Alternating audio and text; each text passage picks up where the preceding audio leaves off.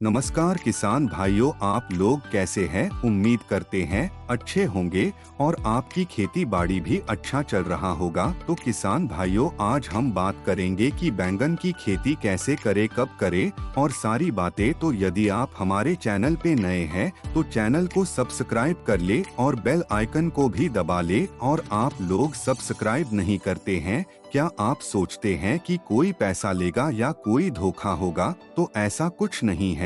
तो लाल बटन को दबा लीजिए। चलिए शुरू करते हैं। बैंगन की खेती, ब्रिंजल फार्मिंग से संबंधित जानकारी। भारत में बैंगन की खेती अधिक ऊंचाई वाले क्षेत्रों के अलावा लगभग सभी जगहों पर की जाती है। यह एक सब्जी फसल है जिसका उत्पादन चीन के बाद सबसे ज्यादा भारत में किया जाता है। बैंगन के पौधे 2 से 2.5 फीट लंबे पाए जाते हैं। इसके पौधों में ढेर सारी शाखाएं निकलती है और इन्हीं शाखाओं में इसके फलों की उपज होती है। बैंगन के फल लंबे, गोल और अंडाकार आकार में होते हैं। बैंगन की खेती के लिए उपयुक्त मिट्टी, जलवायु और तापमान। बैंगन की खेती के लिए किसी खास तरह की भूमि की आवश्यकता नहीं होती है। इसे किसी भी उपजाऊ भूमि में उगाया जा सकता है, किंतु भूमि उचित जल निकासी वाली अवश्य हो। इसकी फसल के लिए भूमि का pH मान 5 से 7 के मध्य होना चाहिए। इसके पौधों को अच्छे से विकास करने के लिए गर्म जलवायु की आवश्यकता होती है। सर्दियों के मौसम में गिरने वाला पाला इसके पौधों को हानि पहुंचाता है तथा इन्हें अधिक वर्षा की भी जरूरत नहीं होती है। बैंगन के पौधों 25 से 30 डिग्री के तापमान पर अच्छे से विकास करते हैं तथा यह अधिकतम 35 डिग्री और न्यूनतम 13 डिग्री तापमान को ही सहन कर सकते हैं। बैंगन की उन्नत किस्में। बैंगन की कई उन्नत किस्मों को उनके आकार, रंग और पैदावार के हिसाब से उगाने के लिए तैयार किया गया है, जिनके बारे में जानकारी इस प्रकार है। स्वर्ण शक्ति, यह एक संकर किस्म है जिसमें निकलने वाले पौधों की लंबाई 2 से 3 फीट होती है। स्वर्ण शक्ति किस्म के फल आकार में लंबे और चमकदार बैंगनी रंग के होते हैं। यह किस्म प्रति हेक्टेयर के हिसाब से 700 से 750 क्विंटल की पैदावार दे देती है। स्वर्ण श्री, इस किस्म का एक पौधा 2 से 2.5 फीट लंबा होता है जिसमें कई शाखाएं निकलती है। इसमें निकलने वाले फलों का रंग सफेद और आकार अंडाकार होता है। इस तरह के फलों इस्तेमाल भूनकर बनाई जाने वाली सब्जियों में करते हैं। यह किस्म प्रति हेक्टेयर के हिसाब से 500 से 600 क्विंटल की पैदावार देने के लिए उगाई जाती है। पूसा हाइब्रिड 5, बैंगन की यह किस्म अधिक पैदावार देने के लिए उगाई जाती है। इस किस्म के पौधों को फल देने में 80 दिन का समय लगता है। इसमें निकलने वाले फल लंबे तथा गहरे बैंगनी रंग के पाए जाते हैं। स्वर्ण श्यामली, इस किस्म के पौधे रोपाई के 40 दिन बाद पैदावार देना आरंभ कर देते हैं। स्वर्ण श्यामली किस्म के पौधों की पत्तियों में हल्के कांटे पाए जाते हैं तथा इसमें जीवाणु जनित मुरझा रोग का प्रभाव नहीं देखने को मिलता है।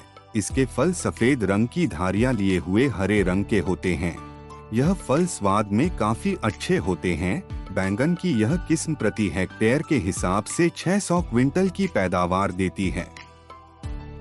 इसके अतिरिक्त भी बैंगन की कई उन्नत किस्मों को उनके रंग, जलवायु और पैदावार के हिसाब से उगाया जाता है, जो कि इस प्रकार है। पूसा पर्पल लांग, पूसा उत्तम 31, पूसा उपकार, पूसा बिंदु, काशी संदेश, पंजाब सदाबहार, अर्का नवनीत, पूसा अनमोल, ऋतुराज और पंत आदि। बैंगन के खेत की तैयारी और उर्वरक की मात्रा। बैंगन की अच्छी फसल के लिए भुरभुरी मिट्टी की आवश्यकता होती है। इसके लिए सबसे पहले खेत की मिट्टी पलटने वाले हलों से गहरी जुताई कर देनी चाहिए। इससे खेत में मौजूद पुरानी फसल के अवशेष पूरी तरह से नष्ट हो जाते हैं। खेत की जुताई के बाद खेत को कुछ समय के लिए ऐसे ही खुला छोड़ दिया जाता है। इसके बाद खेत में खाद की मात्रा देने के लिए 15 गाड़ी पुरानी गोबर की खाद को प्रति हेक्टेयर के हिसाब से देना होता है। गोबर की खाद के स्थान पर वर्मी कंपोस्ट खाद को भी इस्तेमाल में ला सकते हैं। खेत में खाद को डालने के बाद कल्टीवेटर के माध्यम से 2 से 3 तिरछी जुताई कर दी जाती है। इससे खेत की मिट्टी में गोबर की खाद अच्छे से मिल जाती है। खाद को मिट्टी में मिलाने के बाद खेत में पानी लगाकर पलेव कर दिया जाता है। पलेव के कुछ दिन बाद जब खेत की मिट्टी ऊपर से सूखी दिखाई देने लगे तब रोटावेटर लगवाकर जुताई कर दे। इससे खेत की मिट्टी में मौजूद मिट्टी के ढेले टूट जाते हैं और मिट्टी भुरभुरी हो जाती है। इसके बाद पाटा लगाकर खेत को समतल कर दिया जाता है।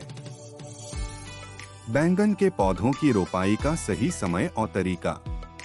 बैंगन के पौधों की रोपाई बीज के रूप में न करके पौध के रूप में की जाती है।